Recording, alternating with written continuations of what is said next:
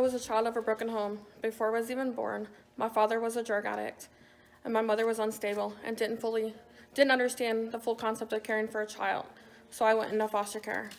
While growing up, I was passed from home to home and guardian to guardian. After several encounters of sexual and physical abuse by the age of 15, I felt unknown, unloved, and rejected. Searching for salvation, I turned to men at an early age, desperately trying to earn love. I pretended like I didn't care anymore.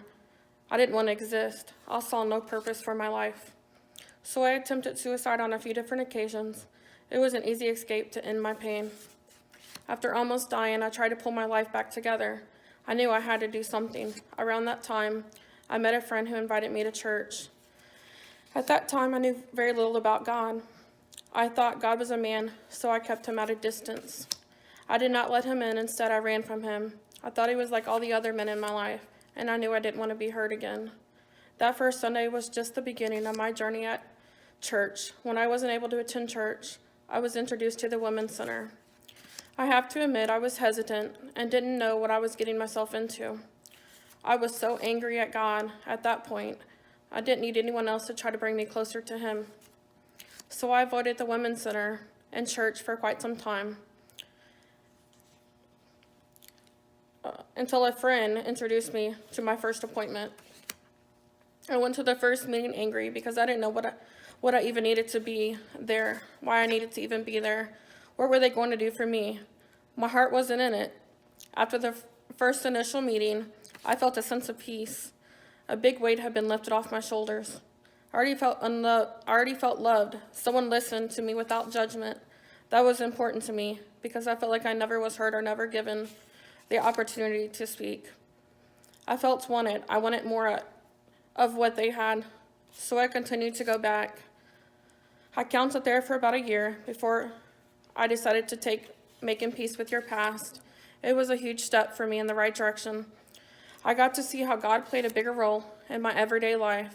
I started to open up when I didn't feel I was going to be rejected, and once trust was developed. Making peace with their past helped me build my self-esteem, my self-worth. The more comfortable I got, the easier it became to make eye contact.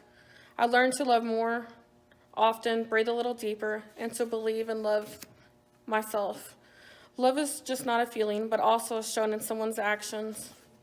I observed many women at the center and church's actions, body language, and the words they spoke to see if they were true disciples of Jesus. Their love was so vibrant and pure. The Women's Center became my safe haven. They allowed me to express myself. They supported me through all the trials and triumphs. Many of my friends tried to teach me about God, but I rejected everything they ever had to say. I spent years blaming God and questioning why all this had to happen to me. I didn't believe he loved me, and part of me wasn't even convinced he even existed. I was so angry with God, I didn't understand why he continued to let me live, yet through it all, in the darkest of times of my life, he remained right there by my side, even though I rejected him. I already felt like I was living a life of hell. After many attempts of trying to fix myself, fighting and trying to escape the pain, anger, rage, and bitterness, I was ready for something more and different. I felt such a void and such a loss.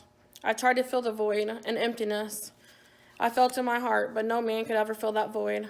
After almost 3 years into counseling at the center, I made a decision that I wanted more out of life, so I opened up my heart for a new beginning. I gave my life to God and was baptized on May 10th, 2014. That is when my life began to change. It didn't all happen immediately, but in small steps. My vision became more clear, and my heart was softened. I am no longer angry with God. I am blessed that God, who is full of mercy, love, and patience, waited for me until I was ready for him.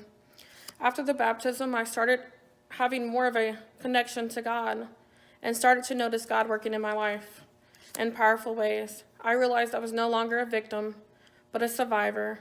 God has been consistently faithful to me, even when I wasn't faithful to him. His mercy and grace is amazing in my everyday life, and the miracle of my salvation has never dimmed for me. God has given me a future, a real future with hope and dreams, with possibilities that are limitless. Continue to be the light, because your light may be all they see.